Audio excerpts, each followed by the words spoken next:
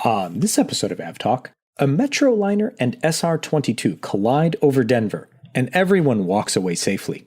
A boutique air flight loses a door, and Boeing fixes the latest issue with the 737 MAX.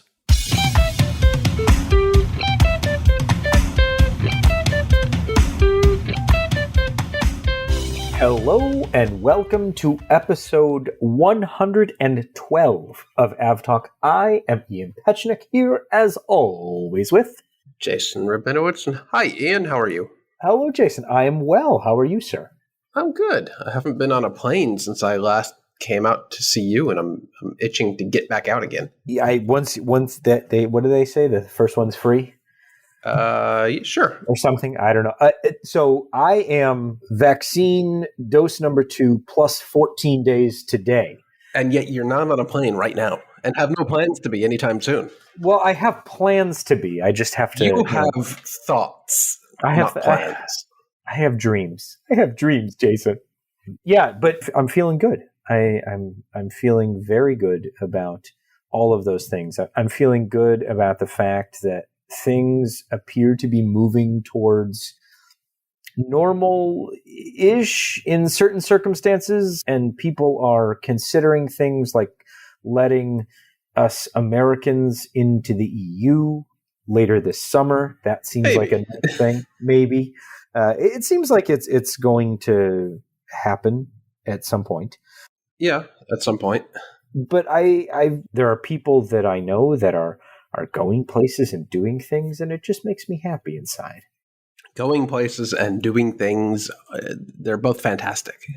I could not agree more. I wish I were a bit more proactive and booked all sorts of flights to all sorts of funky places back when fares were basically free, but those days are seemingly behind us. Yeah, I mean, planes are full-ish, and the fares, that is, are no longer free-ish. Mostly. I mean, last week I did book a round trip New York to Tokyo in February 2022 for $225. I give about a 5 to 10% chance that Japan's actually open by then to visitors, but there are still deals out there if you're willing to give the airlines an interest-free loan for a year. Right. I mean, you can still find a really good deal here and there, but the days of going, I will fly anywhere for under $100. Yeah, I blew that opportunity on my flight to Chicago. Yeah, well, sucker. But I'm glad you did. Me too. So the past couple of weeks have not been good for aircraft staying together, but have been good for outcomes as far as those aircraft not staying completely together. So on the 12th of May, last week, there was an accident outside of Denver where two aircraft collided. One landed safely, how, I do not know, and the other used the Cirrus airframe parachute system to come to a safe landing. You were going to call it a landing. Stop. Arrival on the ground. Yeah, arrival on the ground. And every single person involved walked away. Literally walked away. So I guess we'll back up. There was a Metroliner on approach to Denver's Centennial Airport, and there was a Cirrus SR22 that was also approaching the airport, and they were supposed to be lining up for parallel runways. And from the ADS-B data that we have and listening to the air traffic control recordings, the Cirrus SR22 looks like it didn't do exactly what it was supposed to do and overshot the turn for the parallel runway that the Metroliner was on, and they collided. The Metroliner lost, maybe 10 to 15 feet of its upper fuselage. I mean, basically from the behind the wing to the front of the empennage, it was basically just torn off the aircraft. Yeah, it didn't look like it was too far off from the entire tail section being severed completely either. It ended up looking like a flatbed trailer with a tail. Basically, yeah. It's kind of miraculous, but aircraft of that era and of that style, they were built like tanks, and it clearly used every bit of its tank-like nature to land, while the Metroliner pilot didn't even know really what happened. That's the craziest part. He declares an emergency on short final and says, "I've lost an engine." And it's important to note the Metroliner, in this particular instance, a Key Lime Air Metroliner, is a single pilot aircraft because it is a cargo aircraft. And so the pilot lands thinking that he's just had an engine failure and then taxis to the ramp. And I think that the air traffic controller goes, when you see what's happened, you're going to want the fires. We're rolling trucks in your direction. Yeah, I was kind of amazed looking at the ADS-B data after the fact that it kept reporting data accurately all the way after the landing and taxi and shutdown. Meanwhile, half the back of the plane is missing. I mean, the transponder was still attached, so all worked out well there. But, I mean, what I was reading about the Metroliner is that all of the flight controls, the actual, kind of... The cables and the actuators and all the important bits that make the bits on the back go in a direction. That's under the fuselage floor. So if this had been, another way where the Cirrus had gone through the underside of the aircraft, or really looking at the pictures, if it had been 5 feet in either direction, either forward on the Metroliner or aft on the Metroliner, we would not be talking about this amazing safe landing. We would be talking about at least, one airplane having crashed, near a Denver airport, and maybe 2, depending on what happened with the Cirrus. I mean, this was close. And we'll put the photo in the show notes, or a link to the photo in the show notes, because, I mean, you look at these things and go, it was really, really lucky. Yeah, it was also lucky that where the Cirrus came down, it was in a rare kind of open area in that section of Denver. There is a lot of populated, built-up area around where that accident happened, and thankfully it came down just in the middle of a state park or something. I'm not quite sure, but everything about this was like, knock on wood, dumb luck that nobody was hurt. Yeah, so the collision happened over the Cherry Creek State Park, and right around, not right around, just around the entire park is housing. And then there's the airport on just to the south. And so there's this area just north of the airport where it's an open field, basically, open area. And that's where the Cirrus came down. And the CAPS did its job. I mean, these things are amazing. Yeah, we're going to have to try to get someone from Cirrus on the show to talk about that system. We are. Just because, I would love to dig into it. Yeah. Obviously, the NTSB has dispatched investigators to take the lead on this accident and find out why this happened. I thought it was particularly interesting, and I learned this the hard way when trying to find the live ATC audio.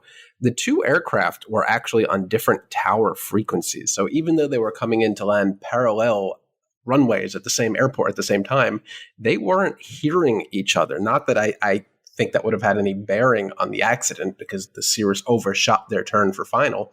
But I thought that was very interesting that these two runways are on different frequencies, and I don't know how common that is. I know it's common at larger airports. Like, for instance, I'm thinking of Amsterdam. They have multiple frequencies depending on the landing runway. Even Chicago does. North Tower, Center Tower. There is I still don't understand. Chicago built an air traffic control tower basically for one runway out of the 962 that are there. And I don't even know if they have people in it all the time, but that's a whole other podcast segment on interesting regulations that require expensive construction projects. But I think, and this is something that is really interesting to me, Centennial is a busy airport. There's a ton of traffic. So I wonder if that plays into it, because the runways are the size of the runways are quite different. So you've got one runway that's really geared towards larger aircraft and things like that, and then one for kind of smaller aircraft. Not that the Metroliner is a huge airplane, but it's still bigger than an SR22. So I don't know how much that plays into it, but it would be interesting to see like how many of these Centennial sized airports have multiple frequencies. Yeah. So thankfully, everyone okay there. NTSB will do its thing and talk to everybody and get to the cause of this and hopefully make some recommendations on how to prevent this from ever happening again. Indeed. If you want a shameless plug for a previous episode, if you want to learn more about how an investigation like that works and what recorders may or may not be available to the NTSB for these two particular aircraft, 2 episodes ago, episode 110, our conversation with Sean Payne is very illuminating in this regard. So if you haven't listened to that episode, we highly suggest you do. Yeah, spoiler alert, the Cirrus probably has no recorder at all. You should take a listen if you haven't already. Let's stick with things that aren't supposed to happen but ended well and go to Michigan, I believe, where it was Minneapolis. Minneapolis. I'm sorry, they both start. No. Oh, sorry, a flight to Michigan. My apologies. Mm-hmm. They're both Northwest hubs. So. There you go. Jason, tell me what I need to know. The door fell off. Well, there's your problem right there. Yeah. So Boutique Airways runs some essential air service flights throughout the Midwest. And this particular flight was from Minneapolis, not Detroit, to Ironwood, Michigan a couple of weeks ago. And it's a bit of an odd configuration on this aircraft where it is a passenger aircraft, but it can also be freight. And there's a big cargo door on the left side behind the wing. And it fell off. It completely separated from the aircraft during the takeoff roll. They didn't get too fast. The article quotes that they were doing about 100 miles an hour, but I think the ADS-B data shows they were only doing about 30-ish knots, not making any excuses. But as they were on the takeoff roll, the door just separated from the aircraft directly next to passengers. And someone's bag was actually sucked out, but thankfully they stepped on the brakes and stopped the aircraft and returned to a hard stand. Not good, but thankfully, again, dumb luck, this happened on the takeoff roll at low speeds instead of, 30,000 feet, which would have been amazingly terrifying. Yeah, so that shouldn't happen. I think. I'm fairly certain it shouldn't happen. It's so not supposed to happen, in fact, that the pilots were fired by Boutique Airlines for not completing pre-flight checklists, which is highly recommend that everyone do before departure. Yeah. I mean, yeah. Yeah, so not great. The airline took swift action to let these pilots go. Apparently, they didn't complete the pre-flight checklist, and I'm sure one of those items were make sure door is locked and secured. They didn't, and they put their passengers in harm's way, and they were just dumb luck again that nobody was hurt. Yeah, I mean, really good that this happened on the ground. I like the line in the article. The plane returned to the gate. The door was found nearby. And the bag. Okay, yeah, that's right. The bag, one of the passengers' bags was taken away with the door. But it ended well. The airline certainly seems to be taking this very seriously. They've made some swift action, and they met with all of the passengers and the airport commission rather quickly. So good on them for taking this seriously and not and I guess not trying to pass it off as anything other than what it is. We have now come to the portion of the program where we provide our bi-weekly 737 MAX update. I hope one day we won't have to provide this update because the airplane will just be happily flying passengers from LaGuardia to Myrtle Beach. We had a couple episodes where we didn't have to talk about it in there somewhere. But this time around, it's all good news. Well, mostly good news. Mostly. 98% good news. So Boeing has resumed the deliveries of the 737 MAX today, the 19th of May. That is the first delivery in, I think, just about a month. Southwest, of course, taking the first one home, as all of the electrical issues, the fix for the electrical issues on the aircraft being put into place. Basically, what happened was Boeing's changed the manufacturing process. They went from painting something and then drilling holes to drilling holes and then painting something. But they were using the metal that was part of the chassis as a grounding thing. So once you painted over it, you reduce the ability of the current to travel under it, and the grounding is broken. So now they're adding some cabling and some wires, and they'll be back to grounding the electronics as necessary. Grounding the aircraft so the aircraft can be ungrounded. And speaking of which, Reuters reports that United has completed repairs on 17 of its MAX, while American has completed repairs on 14 of its 18 grounded MAX. So they are making pretty swift progress on getting these aircraft back in the air, and they're going to need every one of these back, given the demand for domestic travel right now. Yeah. Other airlines that have put these either back into service or at least fix them enough to begin test flights. Blue Air put theirs back into service. They were actually first to put the 737 MAX back into service after the electrical issues. And Belavia, which took their first 737 MAX the day before Boeing announced the discovery of this issue, they conducted some test flights today. So should be soon. The 2% not great news as far as the MAX is concerned is that Ryanair is now not confident that they will take their first 737 MAX before the summer high season.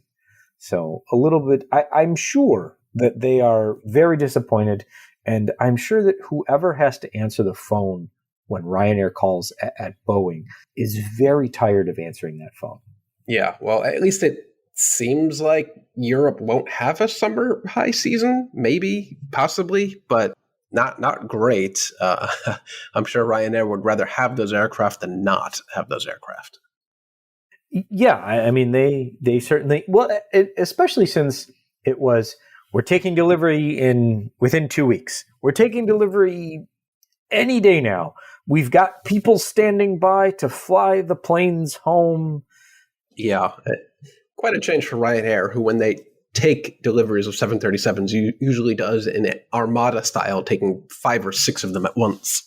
That's true. They like to bunch them up. Well, this time they'll have no shortage to take with them, hopefully. No. But they'll do that. What do you say we take a quick break, do some housekeeping, and then come back and run through some good news, some bad news, and some okay news, I guess. That covers all of the different types of news. There's news. We'll be back with some housekeeping right after this.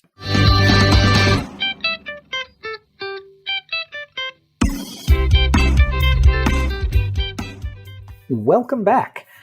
To get some housekeeping out of the way, we've got some exciting news.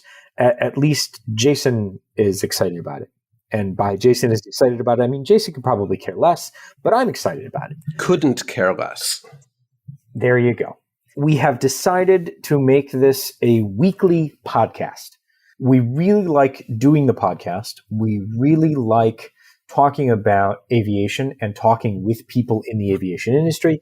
And so what we've decided to do is make it a weekly podcast so that each episode will likely be a little shorter. So we're not approaching the hour and change mark all the time, but we will have kind of double the number of episodes and double the number of chances to talk with some really great folks in the industry, talk with some folks outside of the industry, perhaps, or outside of the commercial aviation industry for a change, and then, be a little bit more topical when it comes to the news, but not so topical that this becomes just kind of a news bulletin podcast. Certainly not that. If you have thoughts, feelings about us moving to a weekly format, please email us, podcast@fr24.com. Love to hear your thoughts and some things that you would like to hear as part of that. We've also got a new way to watch, to read, and listen to the podcast. We've started doing a visual version of the podcast. And by that, I mean it has this transcript or closed captioning, subtitles, whatever you want to call it, that goes along with the audio in a neat little format. I think it's nice, and I hope that some people find that helpful. It's on YouTube, the Flight Radar 24 YouTube channel, or you can also go and watch those on Facebook if that is where you like to do things. We will continue to put out the podcast in audio only format wherever your podcasts are found. So please feel free to subscribe wherever you get your podcast and leave a review or rating as you see fit. We much appreciate it. And now back to what's happening. Well, that's exciting. Jason. Yeah. Did you book your flights to London on JetBlue? I didn't, because the UK is not open yet. So, no. So this is one of those aspirational things. Yeah, sure. So I'll elaborate on that grunt. Yeah. Okay, please. After teasing and talking about launching flights to London for, I don't know, years and years now, JetBlue has finally announced and put for sale its first round of flights to London, except it is only out of New York JFK. It is only once a day each to Heathrow and Gatwick, and the flight times are not great if you're a Heathrow fan. But they are announced, they're for sale. There's some promotional sales. I'm a little disappointed that JetBlue has decided to do round trip pricing with a Saturday night stay like a traditional airline, rather than keeping its usual fare charging, I guess, I don't know what you would call it, of one-way pricing. But it is finally real. There's finally some more competition. Transatlantic, if business class flying is your thing, there are some good deals. And I guess economy looks nice too. Yeah, I mean, I'm for nice things, and I enjoy transatlantic travel. That said, I'm just glad that we don't have to hear about it anymore. Yeah. I mean, we will hear about it now. They didn't launch Boston flights, and they won't until summer 2022. So that's about a year's delay from what we all expected. And the flights out of JFK, simply put, the flight times are bad. It's a 10:10 p.m. departure from JFK, getting in 10:10 a.m. to Heathrow, which means if you're a business traveler, that day is kind of shot for you. There's no early morning arrival. And then oddly, the aircraft sits around for like 8 hours at Heathrow doing nothing before returning on a late 6 p.m. or 6:30 p.m. flight back to JFK. We had always heard rumors that the slots JetBlue got at Heathrow were bad, but I don't think anyone thought they were quite this bad. I saw somebody trying to make the argument that it was actually good, that the timings were actually good. How the Gatwick flights are well timed, but Gatwick is not the business airport. Nowadays, who's to say what's what? That's true. There is no business travel, so who cares where you end up? It doesn't matter. It is only one flight a day each way to each airport. The Heathrow flights from JFK start August 11th. The Gatwick flights start later in September, I believe. Again, the UK is not open, and travel internationally is still a huge pain in the ass. So you need to do all sorts of COVID testing there and on the way back. Hopefully that's not a thing by then if you're vaccinated. But I'm just not ready for that level of annoyance on international travel yet, especially for an inaugural flight. I just don't need that hassle. I can, if I really wanted to fly the new Mint product, I could do that domestically. There you go. So we talked about this airline when it was first announced that it would be a thing, and then kind of forgot about it. But now they've actually announced their route network, and they're kind of starting with a healthy network. Play Airlines is the successor to WOW in so very many ways, but mostly because it's started by a bunch of former WOW executives. And also the planes are still purple. Or are they red? Or are they pink? Here, they're close. Yeah, they're in a shade, a red adjacent shade. But starting from Iceland, we're going to see London Stansted.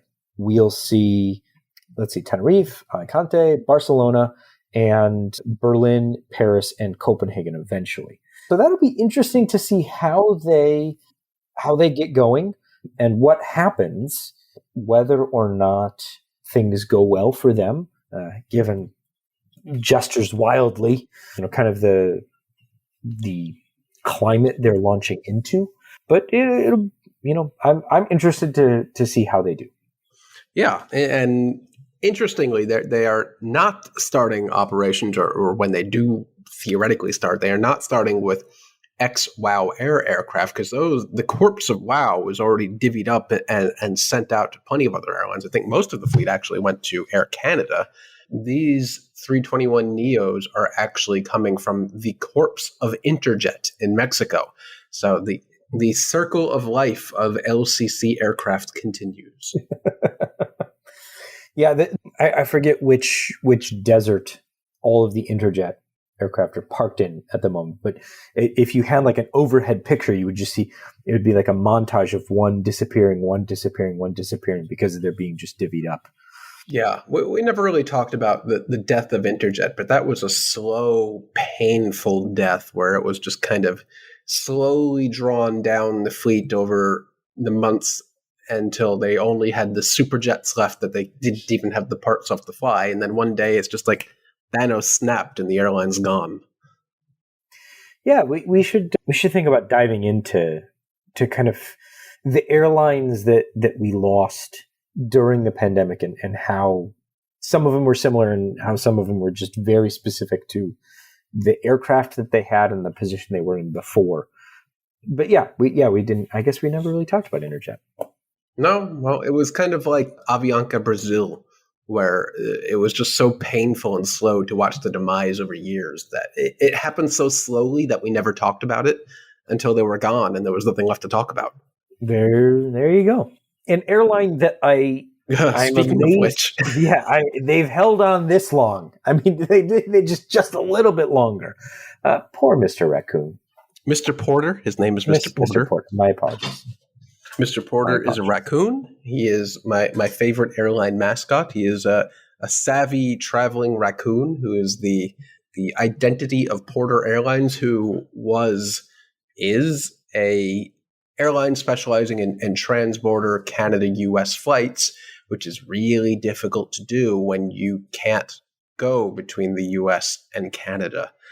They have now pushed back yet again to July 30th for a resumption of service, but that hinges on the US-Canada border being open, and that keeps getting pushed back and back and back and back. And poor Porter, really one of the few airlines in the entire world that shut down entirely and just still hasn't come back at all. Yeah, they have no market right now. No, I mean, they did some intra-Canada flying, but that was really just for connections, moving on to flights to the US. And that business model doesn't work when you can't fly between the US and Canada, or most people can't, at least. I guess the worst thing about all of this is I never heard anyone have a bad experience. No, I had never flown Porter, and at this rate, it kind of feels like I never will. But they were just kind of there. They had some partnerships with other major airlines. I think they had a partnership with JetBlue. Since JetBlue doesn't fly to Canada, they just kind of existed and did their thing on a fully Dash 8 airline. They only had one aircraft type, and that was it. And they flew to Toronto City, not Toronto Pearson. Thank you. They had that going for them, but they were never allowed to expand to jet aircraft because of stupid reasons in Toronto.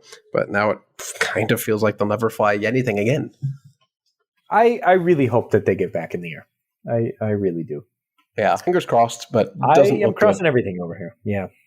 So the FAA has now issued a new airworthiness directive for all the Boeing company Model 737-300, 400, and 500 series airplanes.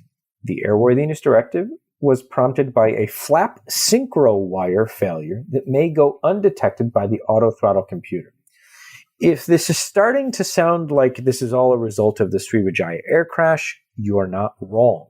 That said, the FAA says at this time, the preliminary data of the ongoing accident investigation shows that it is highly unlikely that the accident resulted from the latent failure of the flap synchro wire. So, as part of the investigation, they found out that this could be a thing, but it is, to quote the FAA, highly unlikely that the accident resulted from this thing. Okay. But it's a thing, and you want to fix it. So basically, keep testing your aircraft, your 737-300, 400, and 500s for a flap synchro wire failure, and all will be well. Okay. I'm just in case anyone's listening and was concerned about their 737-3, 4, or 500. Well, I guess this is just the not affected. Kind of thing that happens with older aircraft. I wouldn't say this is a flaw of any sort. It's just this isn't the MAX. This isn't even the NG. This is the Classic. So things get old. Things need to be replaced. Yeah. So I mean, it's interesting that it was kind of found out because of this crash, but it's very interesting to me that they're saying it's highly unlikely that the accident resulted from this. So it's obviously we'll have to wait until the investigation is concluded and the report is out, but that'll be something interesting to look forward to. So let's close with two pieces of interesting news, or one piece of good news, one piece of interesting news. One piece of good news was that over the weekend, Air New Zealand did their annual Coral Care flight. And thankfully we were able to be a small part of that and get to kind of showcase the drawing. The Coral Care organization in New Zealand takes either children with disabilities, severe disabilities, or terminal illnesses, and does really great things for them. And so every year in New Zealand, as kind of part of that, gets together with kids and takes them on a flight of their life. And a few years ago, they drew a heart. And this year, they ended up drawing a kiwi and did a pretty nice job, I have to say. It was quite good. Yeah. Yeah, sometimes when you look at these things, you have to squint to kind of see what the intent of the drawing was. But this time it was spot on. Yeah, I thought they did a really nice job. They took them up in it's the all black livery, but it's not the all blacks livery. So it has nothing to do with the rugby team. It's just a black livery. They are very different according to folks in New Zealand because I made that mistake last week. And I was yelled at Unbelievable. In no uncertain terms. So now I know a lot about the shape and styling of the feather on the aircraft. Interesting. So that's important. And everybody wins. I'm generally against these sightseeing flights where people pay money to go on a flight to nowhere, but this is most certainly not that. And also, the airline has to fly these aircraft every now and again to keep them fit and ready to fly. So it seems like a perfect opportunity to do that kind of thing, doesn't it? Yeah, I mean, Air New Zealand's been doing this for a while, and they also do like other support things that not always taking these kids on a plane. But this is, I mean, for some of these kids, it's the only time they get a chance to fly because they've got special requirements to be able to do things out in public, or they need a certain environment, and flying on a normal commercial flight is just not in the cards for them. So when they've got kind of these special days and special flights and things like that, it's really cool that they get to go and do that. And who knows what they'll end up drawing next year? Because I mean, we've got a Heart, we've got a Kiwi. I'm not sure what's next. Maybe fly an outline of the entire country. That would be cool. I was just thinking that. So speaking of me getting yelled at, last week, Embraer publicized that it had received orders for, I believe it's 17 aircraft, 9 for Horizon and 8 for SkyWest for the Alaska Airlines fleet. And I made a crack that Alaska continues to grow its proudly all Boeing fleet. And some folks on Twitter took issue with this because apparently I was being sarcastic about that.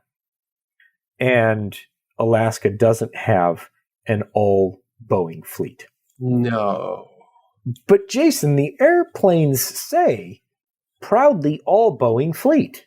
Except for the Bombardiers and the Airbus and the Embraers. Yeah, then that's true. So one individual took issue with the fact that I was making a sarcastic comment and said, oh, but the Airbus are almost all gone. And the E-175s fly for Horizon Air. And my response was, well, almost doesn't count, especially since they're keeping the A321neos around for quite some time still. And who owns Horizon Air?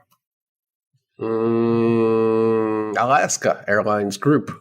A wholly owned subsidiary of the Alaska Airlines Group. Yeah, it's kind of like how people say, they'll post a picture of an Envoy Air aircraft and say, that's not American, that's Envoy Air. Well, American wholly owns Envoy Air, so technically they own that aircraft. The same thing is going on at Alaska, but this is nothing new. They're still taking their Maxes with that stupid paint up front that says proudly all Boeing, even though it cannot be any farther from the truth now than it ever was. So I'm just saying, and a lawyer jumped in and said, well, they're legally different. And I said, if this was a legal definition, if this was a legal case, then maybe we could have that discussion. But it's not. I'm looking at the plane and I'm going, it says Alaska Airlines on it. And they own the company and it's a different kind of plane. So I just think it's weird that they continue to... I don't see the value in that. No, I don't see why people are willing to die on this sword. Why do you care about this? All I see is that Alaska has aircraft that are most definitely not Boeing, yet they continue to paint on their aircraft proudly all Boeing, except for the non-Boeing aircraft where they don't paint proudly all Boeing. Right. Who are they trying to fool with this? I've never been able to grasp this. But what I'm saying is, I'm taking it a step even beyond that. It's like, I don't see the value in painting proudly all Boeing on my aircraft anymore. Well, yeah, that. And it's also not exactly a point to be proud of recently. That's what I'm saying. Like, setting aside the factual inaccuracies here, I don't understand the value of continuing to do that if I'm Alaska Airlines. Especially as Boeing continues to remove any part of itself from the Seattle area where Alaska Airlines is headquarters, oddly enough. There doesn't need to be an attachment to Boeing because Boeing doesn't have an attachment to Seattle anymore, or it won't in the near future. It won't, as soon as it can possibly not, I guess is the way to phrase that. But yeah, it was a weird thing, but it was one of those things where it's one of those things where you either have an opinion, like myself, or you have an opinion. And I just never understood that. But I'll leave it there. And if you have an opinion, please email us at podcast@fr24.com and let us know your opinion.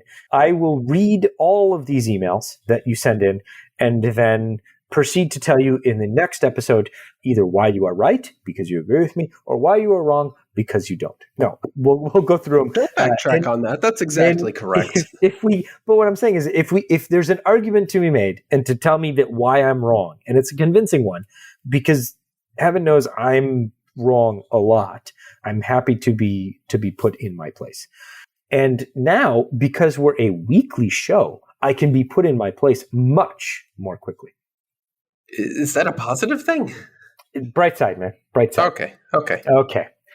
This has been episode 112 of AvTalk. I am Ian Petchnick here, as always, with Jason Rabinowitz. Thanks for listening. and see you next week.